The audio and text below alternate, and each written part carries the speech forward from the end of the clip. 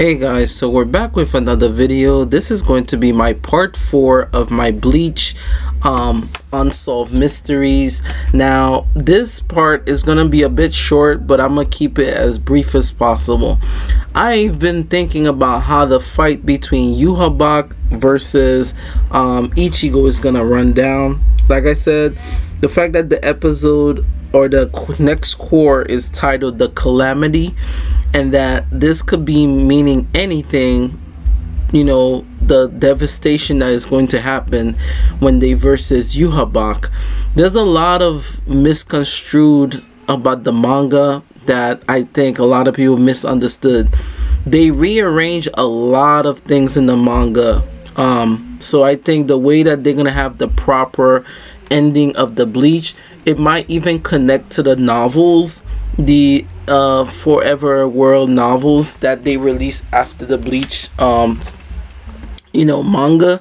Now, the reason why I say that this core is gonna be probably 17 episodes, I think core 4 is gonna be 18 or 17 episodes, because the amount of things that they're gonna put in to make it a more justifiable last core, I think they're gonna make an amazing job. And I have a feeling that from 2019 or 2018, I think Kubo was cooking up something after the Bleach arc. So when Bleach got aired, which was, if I'm not mistaken, 2021, if I'm not mistaken, or 2022, when the Bleach core was there, I think they made so many promises that I think the Bleach core actually kept. This goes back to something that I wanted to say for a long time. The way Tybw take care of his staff as well as his fan base, I think Naruto should learn from that, as well as Dragon Ball Z. I think Dragon Ball Z is just now learning to do that, you know, to give characters a more flushed out. But the way that they do the flushed out for Bleach, I think is properly better, and I think a lot of people should learn from that, due to the fact that in Bleach they give you backstories just enough, but not to the point where it devastates the characters, even the villains.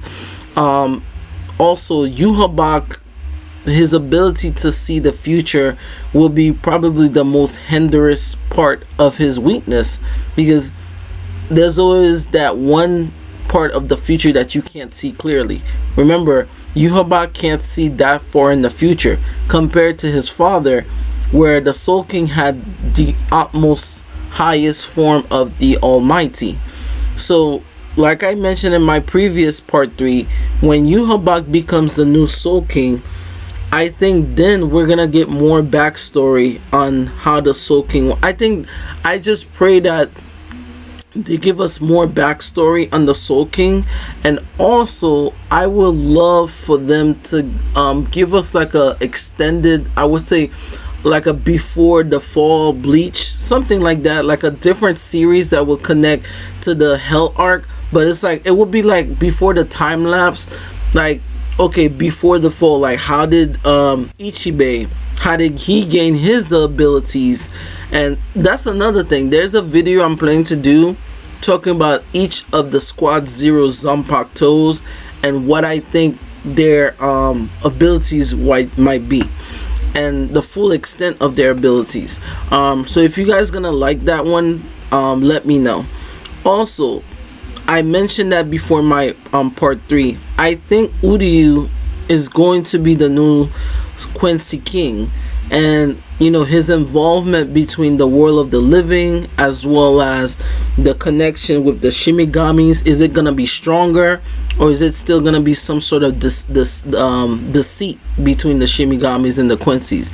You know, we can even get that example from Naruto, when Sasuke helped Naruto defeat Kaguya to end the war. Sasuke was considered like the second Madara, right?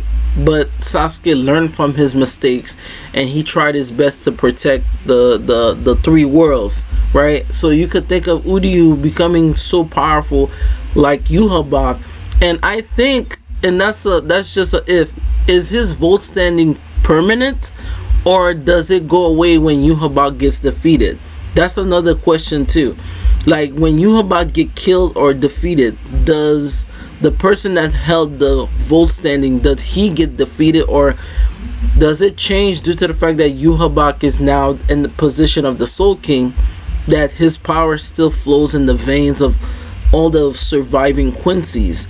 This is a lot of questions that I'm throwing in the air, but I think hopefully it catch a lot of people's attention, because that would make perfect sense, because we know Yuhabak could take your powers away or give you powers, but if he's sealed away, does that really matter? And if Ichibei said that, oh, everything we do is in the will of the Soul King, is it really? Because if Yuhabak becomes the Soul King and they put him in the same position as his father, which in the manga, spoiler alerts, it's true. Let's say Yuhabak say, okay, I want you to hurt all these other Shinigami. Would Ichibei really do that? Because now that he has to listen to the Soul King, all this time, the Soul King was just there to, as a face of, like, you know how they say, like, the president is just the president, but the people that actually controls the world are behind the scenes. I feel as if Squad Zero is like behind the scenes, especially Ichibei. They're the one that's like manipulating the whole shebang. So like I said, this is very interesting, and I hope that you guys take notes from that. And also, my other question comes down to who gave each of the arms names. Was it Ichibei? When the parts came down from the heavens, they were bestowed names based on the blessings of Ichibei, which will make perfect sense, because if we know Ichibei is the one that named everything in the Bleach world, right? Remember what they said, each Squad Zero member kind of like holds a pinnacle importance into the Bleach verse. Either is Oetsu Nimaya, which creates the entire swords, or Senjumaru, who created the Shikakuso, which is the clothes that they wear. Or is it Ichibei, which is the leader, but also the one that named everything with his power Ichimonji? You know, there's a lot of questions that I have, and I think I can't wait to get feedback from you guys to know, you know, if I'm right the way I'm saying things. Also, I would love for them to give us a more expanded role of the history of the Quincy's, because even though we got a lot of information, I think it was slightly brushed off. I think they should give us a proper arc that gives us the very, very backstory of Soken Ishin, you know, Uryu's grandpa, and how he got to know Yuhabak and all these other Quincy's. You know, what was the original Quincy's, you know, what were they doing before Yuhabak came to the scene. And also, like I mentioned in my part 2, I still have a very ominous feeling that Ichibei is still part of the Hellverse. Like, he could be one of the King of Hells of the Bleachverse. That's just something that I have a feeling about, because something about his Zanpakuto doesn't add up to me. Like, for one, his Zanpakuto's ability is able to erase or create, and it affects things in a larger proportion. So let me know what you guys think. I will leave this question to you guys. You know, if you guys want to see a part 5 to this video, I can definitely do that before I make the Squad Zero video. Let me know. And like I said, the more you guys subscribe, the more I can make more videos like this, so that way it helps me with the YouTube algorithm.